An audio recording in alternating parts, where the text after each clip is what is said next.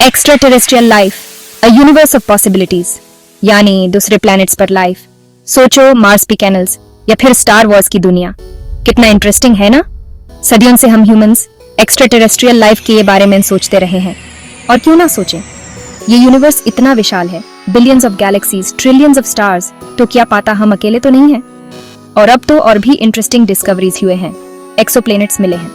Exoplanets मतलब planets जो दूसरे स्टार्स को ऑर्बिट करते हैं। इनमें से बहुत सारे एक्सोप्लैनेट्स अपने स्टार्स के हैबिटेबल जोन्स में हैं, मतलब जहां लाइफ पॉसिबल हो सकती है। लाइफ के लिए बेसिक इंग्रेडिएंट्स तो ये पूरे कॉस्मोस में मौजूद हैं, जैसे पानी। कॉमेट्स और एस्टेरॉइड्स पे बर्फ के रूप में पानी मिलता है। ऑर्गेनिक मॉलिक्यूल्स जिनसे लाइफ बनती है वो इंटरस्टेलर क्लाउड्स में भी मिले हैं, मतलब लाइफ के लिए जरूरी चीजें हर जगह मौजूद हैं। तो क्या ये मुमकिन है कि इस यूनिवर्स में कहीं और भी लाइफ हो? जरूर मुमकिन है, लेकिन क्या वो लाइफ इतनी एडवांस्ड होगी कि हमसे कांटेक्ट कर सके? ये एक बड़ा सवाल है। स्टार्स के बीच इतनी दूरी है कि इंटरस्टेलर ट्रैवल बहुत मुश्किल है। हो सकता है एलियंस हो, लेकिन उनके पास टेक्नोलॉजी ना हो, या फिर वो हमसे कांटेक्ट ही ना करना चाहते हो। अगर हमें एलियंस मिले तो ये बहुत ही रोमांचक होगा, लेकिन साथ ही डरावना भी। हमें ये सोचना होगा कि क्या हम इस यूनिवर्स में अकेले नहीं हैं। एक्स्ट्रा टेरेस्ट्रियल लाइफ की तलाश सिर्फ साइंस का मामला नहीं है, ये तो हमारे फिलॉसफी और एग्जिस्टेंस से जुड़ा है। ये हमारी क्यूरियोसिटी को दर्शाता है। अगर हमें अर्थ के अलावा कहीं भी छोटी से छोटी लाइफ भी मिल जाए तो ये एक बहुत बड़ी बात होगी। हमें पता चलेगा कि लाइफ सिर्फ हमारे प्लैनेट तक ही सीमित नहीं है। The Fermi paradox, where is everyone. ये यूनिवर्स इतना बड़ा है कि इसमें जरूर कहीं और भी लाइफ होगी, लेकिन अभी तक तो हमें कोई ठोस सबूत नहीं मिला। ये बात थोड़ी अजीब है ना। इसी को कहते हैं Fermi paradox. Physicist Enrico Fermi ने एक बार पूछा था, वेयर इज एवरीवन, मतलब अगर एलियंस हैं तो वो हैं कहाँ।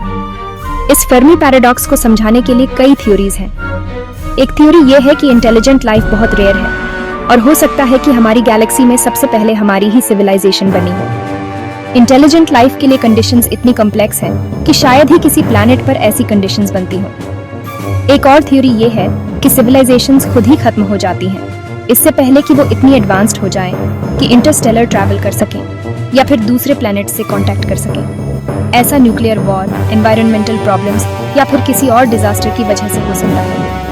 अगर ये ग्रेट फिल्टर हाइपोथेसिस सही है तो ये सोचने वाली बात है कि क्या टेक्नोलॉजी ही हमारी बर्बादी का कारण बनेगी। एक तीसरी थ्योरी ये भी है कि एलियंस तो हैं, लेकिन वो जानबूझकर हमसे छिप रहे हैं। इसे जू हाइपोथेसिस कहते हैं। हो सकता है कि वो हमें दूर से देख रहे हों और इंतजार कर रहे हों कि कब हम इतने एडवांस्ड हो जाएं कि वो हमसे कांटेक्ट कर सकें।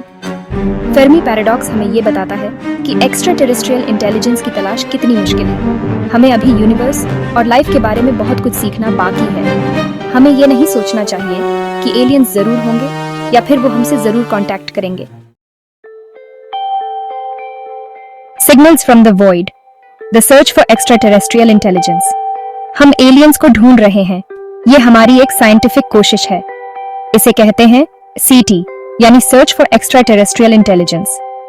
एसईटी रिसर्चर्स मुख्य रूप से रेडियो सिग्नल्स या फिर ऐसे इलेक्ट्रोमैग्नेटिक इमिशंस को ढूंढते हैं जो कि किसी और सिविलाइजेशन ने भेजे हों। ये सिग्नल्स जानबूझकर भेजे गए सिग्नल्स हो सकते हैं या फिर उनकी टेक्नोलॉजी से निकलने वाले सिग्नल्स भी हो सकते हैं। सबसे फेमस एसईटी प्रोजेक्ट है search for extra terrestrial radio emissions from nearby developed intelligent populations, या सेरेंडिप। इसमें रेडियो टेलीस्कोप्स का इस्तेमाल करके लाखों स्टार सिस्टम्स को स्कैन किया जाता है ताकि कुछ अनयूजुअल सिग्नल्स मिल सकें। ब्रेक थ्रू लिस्टन इनिशिएटिव जैसे और भी प्रोजेक्ट्स हैं जिनमें और भी एडवांस्ड टेक्नोलॉजीज का इस्तेमाल किया जाता है। इतने सालों की तलाश के बाद भी सेटी को अभी तक एक्स्ट्रा टेरेस्ट्रियल इंटेलिजेंस का कोई पुख्ता सबूत नहीं मिला है।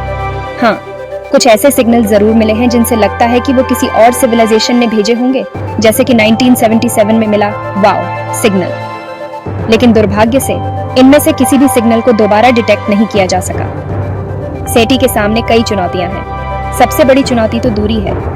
सिग्नल्स इतनी दूर से आते हैं कि वो बहुत ही वीक हो जाते हैं। दूसरी चुनौती है कि जगह इतनी ज्यादा है कि कहां देखें। सिर्फ हमारी गैलेक्सी में ही बिलियंस ऑफ स्टार्स हैं। तीसरी चुनौती है कि एक्स्ट्रा टेरेस्ट्रियल सिग्नल और बैकग्राउंड नॉइज में फर्क करना बहुत मुश्किल होता है। इन सब चुनौतियों के बावजूद सीटी रिसर्चर्स उम्मीद नहीं छोड़ते। टेक्नोलॉजी में नए नए आविष्कार हो रहे हैं, जैसे कि और भी सेंसिटिव रेडियो टेलीस्कोप्स और सोफिस्टिकेटेड डेटा एनालिसिस टेक्निक्स। अगर हमें किसी और सिविलाइजेशन से सिर्फ एक भी सिग्नल मिल जाता है तो हमारी दुनिया बदल जाएगी। हमें पता चल जाएगा कि हम इस यूनिवर्स में अकेले नहीं हैं।